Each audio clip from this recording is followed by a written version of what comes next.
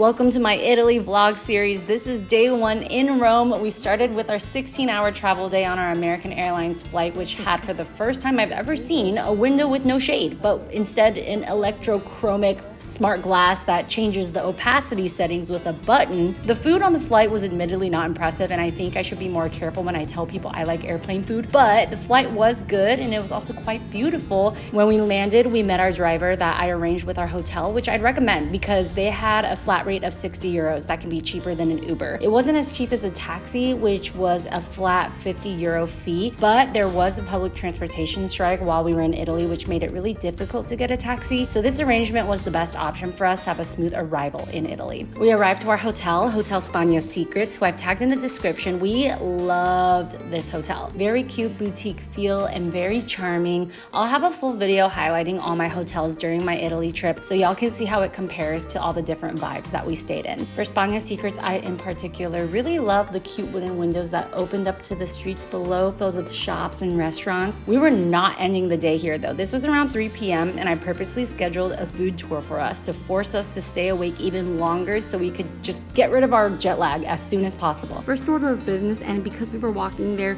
we needed some gelato. It was hot, and also the first thing you do after you land in Italy is get gelato, right? Yes. So we got a pistachio and a hazelnut. We shared it because we were on our way to a food tour, so we didn't want to lose any stomach real estate space. I usually would never share my gelato though, okay? It was so crazy to me to be walking and then it's a city and then suddenly you're in a cute little quaint area and then bam, ancient ruin or like the Pantheon. We headed over to Trastevere, a neighborhood known to be the heart of Rome with narrow streets, lots of good food, lively atmosphere, and is a must visit for when you're in Rome. Our guide drilled it into our heads and made us repeat after her, and that it is pronounced Trastevere, not Trastevere. Okay, now you know, so now you sound really cool and like a local. We booked the Rome Twilight Tastevere Food Tour with Eating Europe that we booked through Viator. I'll include the link for y'all in the caption as well. This was our guide, Val, Ciao, who is a Roman local born and bred. This food tour came with 13 samples of food, and when they say samples, they really mean like full-on portions. We have learned that this means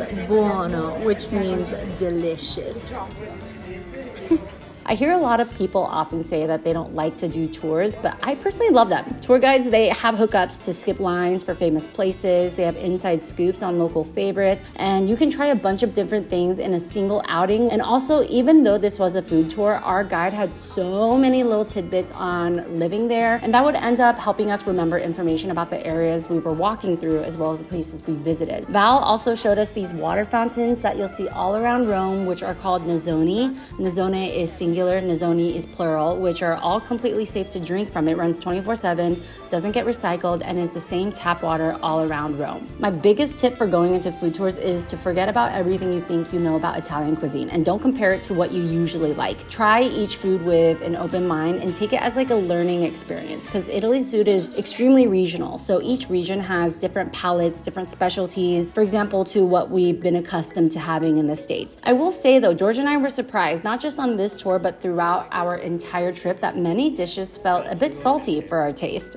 Very salty. Very salty. That is absurdly salty. Let's be honest. We also visited the oldest wine cellar in the city, which was over 2,000 years old. They accommodated our group before the restaurant even opened, so we had it all to ourselves. I'll have an in-depth video on this food tour for y'all soon, but this porchetta was the best porchetta I've had in my entire life. They served it on a pizza bianca, which translates to white pizza, and it was a fresh baked focaccia topped with just olive oil and salt. Oh my god, that's so tender and flavorful. Our final stop of the food tour was Gelato. This spot was one of my favorite gelato stops on our entire trip. Make sure to save it. Fatamorgana. So good. You'll see a bunch of gelato shops. Most of them will end up being delicious, but our guide gave us an in-depth lesson on how to pick a gelato place. First rule, the container. The container of the gelato gotta be flat. Sometimes they have a lid, so they're not even showing it to you.